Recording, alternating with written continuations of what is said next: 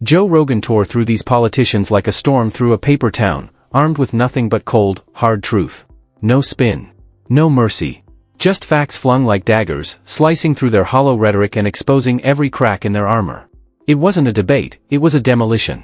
This guy's like standing in front of all this stuff, and he's got a smile on his face, and he's talking about land use. From shredding Gavin Newsom's wildfire theatrics like a bad movie script to cornering Bernie Sanders with cold, unflinching facts, Joe Rogan didn't just challenge them, he dismantled their narratives in real time.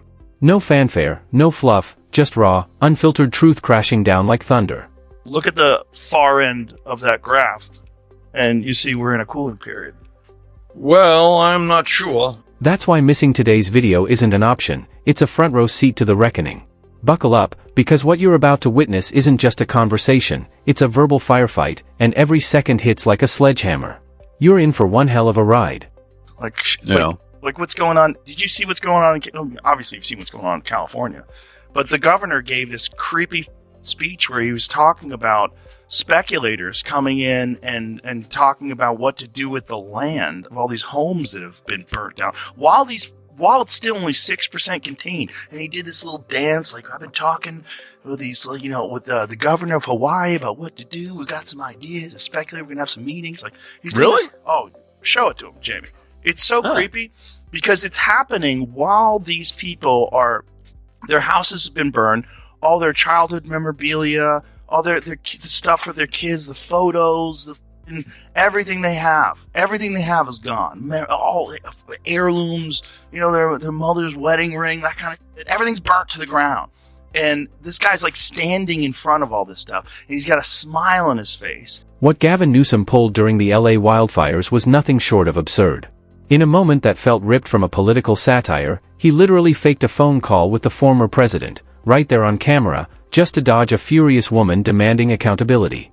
It was the kind of move you expect from someone who thinks he's untouchable, floating above the chaos his own policies helped ignite.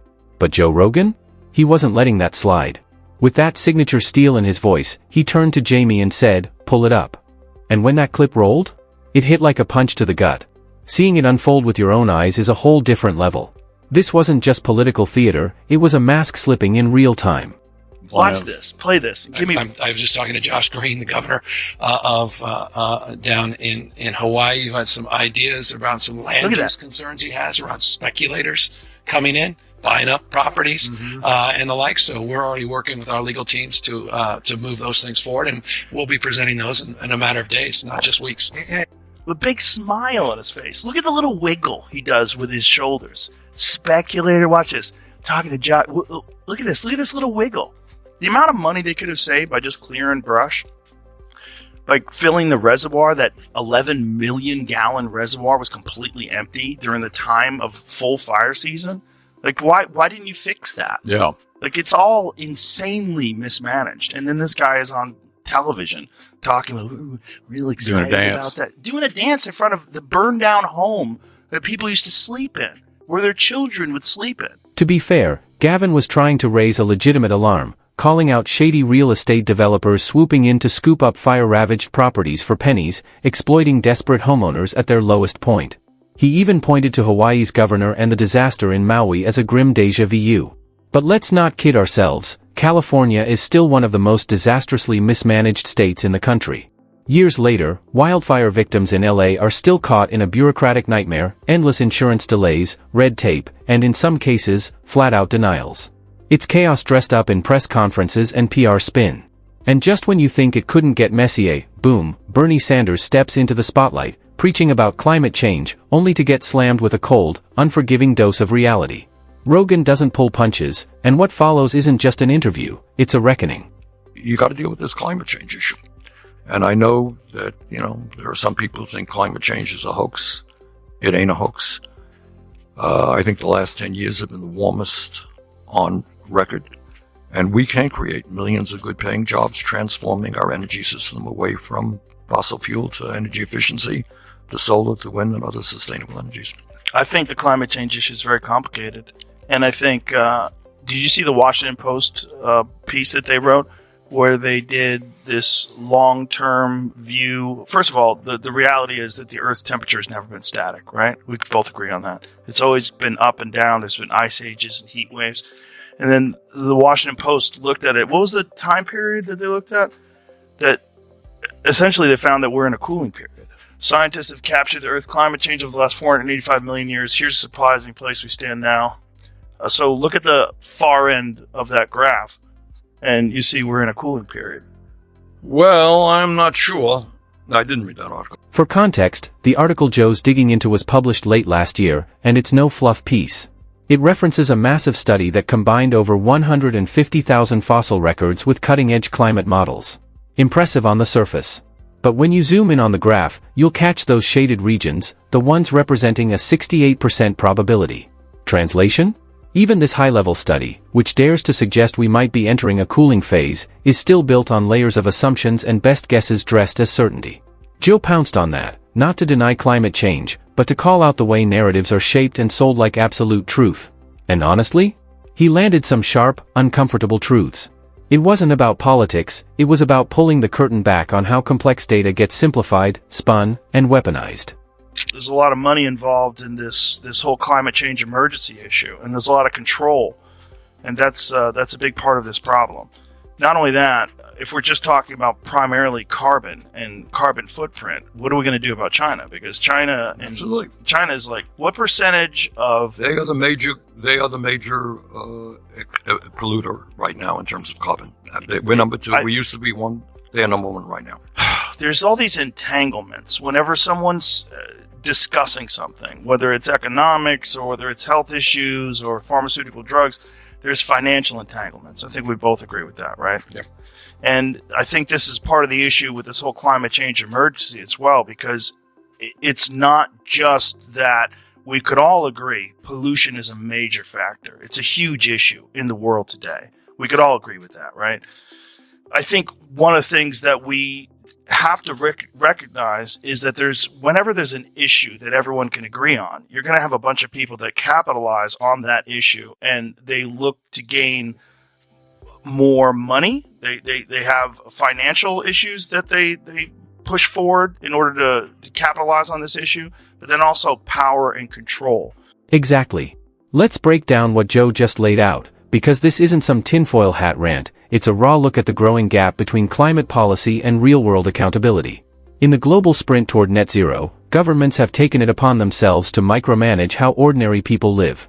We're talking carbon taxes, forced EV adoption, and billions funneled into so-called green initiatives, all while citizens foot the bill. And the kicker? The very people pushing these restrictions are flying private to climate summits, torching more fuel in a single trip than most folks use all year. It's not just hypocrisy, it's hypocrisy on steroids. But the moment that really lit a fire? Joe's takedown of Kamala Harris. Back during her campaign, she flat out refused to come on his show, and then had the audacity to spin it like he was the problem. Joe didn't let that slide. He laid out the facts, no filter, no spin. It wasn't just a missed opportunity, it was a masterclass in dodging real conversation. And Joe made sure the whole world saw it. Ask ChatGPT. Well, I heard you might have needed to cancel on us to get Kamala Harris on. I was not going to do that. I would have had to. I knew you guys flew from England, and I wasn't going to cancel on you because she had an opportunity to come in. You could look at this and you say, "Oh, you're being a diva," but she had an opportunity to come here when she was in Texas, and I literally gave them an open invitation. I said, "Anytime." I said, "If she's done at 10 o'clock, we'll come back here at 10 o'clock." I go, "I'll do it at 9 in the morning. I'll do it at 10 p.m. I'll do it at midnight." She's up. She wants to, drink a Red Bull and party on. Yeah, but I think this idea that you're being a diva is silly because you're offering her the opportunity to do exactly what the other candidate did, right? Well, she actually reached out when she found out that he was coming on. So their camp reached out to me. So I said, great, I would love to talk to her. But it was very difficult to tie it down. This episode dropped just 4 days after Trump's appearance, and by that point, it was crystal clear, Kamala Harris wasn't showing up. The excuses were piling up fast, but Joe wasn't having it. He laid the whole thing bare. Her team had reached out with a laundry list of demands. A tightly scripted setup. No studio, they didn't even want it on his set. Just 45 minutes, max. And above all, they didn't want it unedited. Translation? They weren't looking for an honest, unfiltered conversation. They wanted a polished PR moment, wrapped in bubble wrap and spoon-fed to voters. But it didn't stop there. Even after the invitation was dead in the water, some of Kamala's former campaign staffers kept spinning, twisting the narrative to make it sound like Joe was the problem. That's when he stepped in and shut it all down. No drama, just facts. Calm, clear, and direct. He set the record straight, and in doing so, exposed just how afraid some politicians are of real, unscripted dialogue. One of the things he said that weren't true was that we lied about the day that Trump was coming on. No, we just didn't tell you that Trump was coming on. He was already booked a long time ago. This is how it worked. Trump was really easy to book. Like, super easy. We offered one day. He said yes. That was it. There was no, what are we going to talk about? How long is it going to be? Is it going to be edited? There was nothing. What's the waiver? Here, give me that waiver. Sign it. It was so easy. So he was already booked. They never committed to doing the show. So all this talk, there was another thing they said that the reason why they did the Beyonce thing, the Beyonce event in Houston, was so that they could be in Texas to do my show. They never agreed to do the show. None of that's true. They never agreed. They also said that they sent someone down here to the studio to do a walkthrough of the set. That's not true. The Trump administration did. I think it's more than fair to say that Kamala skipping the podcast was one of the many missteps in her campaign, and definitely not a minor one.